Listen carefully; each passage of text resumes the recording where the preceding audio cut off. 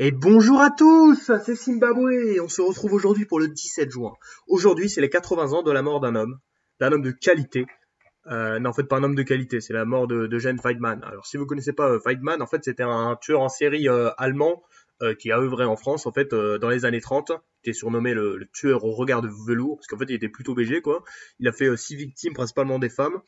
Et il est connu pour avoir été le dernier condamné à mort exécuté en place publique en France il y a pile 80 ans. Et le problème, c'est qu'en fait, son exécution s'est très mal passée. Genre, déjà, il y a eu du retard, il est arrivé, enfin, genre, le soleil était déjà haut, il y avait plein de gens, du coup. Il y avait pas mal de femmes qui étaient hystériques parce qu'elles étaient amoureuses de lui.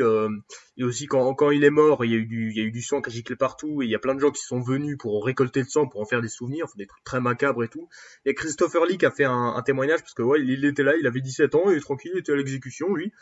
Et en fait, il a fait un témoignage à France Culture dans les années 90, où il parle super bien français d'ailleurs. Christopher Lee, c'est vraiment un homme de qualité, vraiment, cet homme, il est tellement parfait. Et donc, il en fait un témoignage, et bon, c'est intéressant, en fait, on apprend bien que, genre, c'est vraiment l'hystérie, cette exécution. Et du coup, Daladier, qui a été président du conseil, a décidé d'arrêter les exécutions publiques. Maintenant, on exécute les gens, enfin, on exécutait les gens dans leur prison, quoi, et cela jusqu'en 80. Aujourd'hui, c'est aussi l'anniversaire du scandale du Watergate. Je ne pouvais pas ne pas en parler. En fait, c'est le 17 juin 72 qu'il y a eu les 5 cambrioleurs en fait, qui ont cambriolé le QG des démocrates pour soutirer des petites informations importantes sur eux. Bah, ils se sont fait choper et ça a été le début. Puis ensuite, ils ont été interrogés. Puis ensuite, on a appris qu'en fait, ils étaient affiliés à la Maison Blanche et tout ça s'est remonté jusqu'à Richard Nixon, qui était président à l'époque. Et tout ça, ça a créé un énorme scandale aux États-Unis et il a dû démissionner. C'est dommage pour lui parce que quand même Nixon c'est un homme qui a une grande carrière politique. Déjà il était vice-président très jeune, il avait 39 ans je crois, vice-président donc du président Eisenhower pendant 8 ans. Et en plus des fois il avait pas mal de pouvoir parce que Eisenhower des fois il était bien malade et tout. Donc Nixon était un vice-président quand même très puissant. Ensuite dans les élections de 60 il a perdu contre Kennedy en fait tout simplement parce que Kennedy genre elle avait une belle gueule et tout et Nixon il y a eu un célèbre débat en noir et blanc, le tout premier débat aux États-Unis. C'était Nixon contre Kennedy et Kennedy il était tout beau alors que Nixon il s'était cassé la jambe, il était mal rasé. Du coup les gens ont élu Kennedy. Ça a été très serré cette élection. En 68 il a fait son retour, il a gagné. Puis en 72 il a totalement explosé son adversaire parce qu'il a gagné 49 États contre 1, donc vraiment un des records de la politique américaine.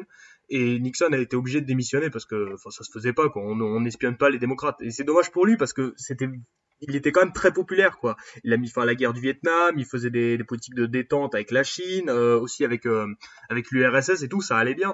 Enfin, c'est vraiment dommage pour lui parce que s'il avait réussi à tenir son deuxième mandat, il aurait été le seul homme à avoir été 8 ans vice-président des États-Unis et 8 ans président. Ça, c'est quand même, ça mérite quand même le respect. Donc, coup dur pour Nixon. Aujourd'hui, c'est aussi l'anniversaire d'un événement. Ça se trouve, ça vous intéresse pas, mais moi, ça m'intéresse. C'est les 75 ans de la fondation de la République en Islande. Alors, en 1918, l'Islande, elle arrête d'être une région danoise et donc elle décide de devenir un pays indépendant, mais en fait à moitié indépendant parce qu'il y avait le même roi qui était Christian X et en fait il y avait certaines tâches administratives qui étaient déléguées au Danemark et donc là on est dans les années 40, on est en pleine guerre. Il y a l'Islande qui s'est fait envahir par la Grande-Bretagne. Alors je viens d'apprendre ça en fait. C'est vrai que la Grande-Bretagne, enfin l'Islande était neutre et la Grande-Bretagne a envahi l'Islande comme ça, enfin pour la protéger des Allemands, mais enfin, quand même c'est chaud quoi.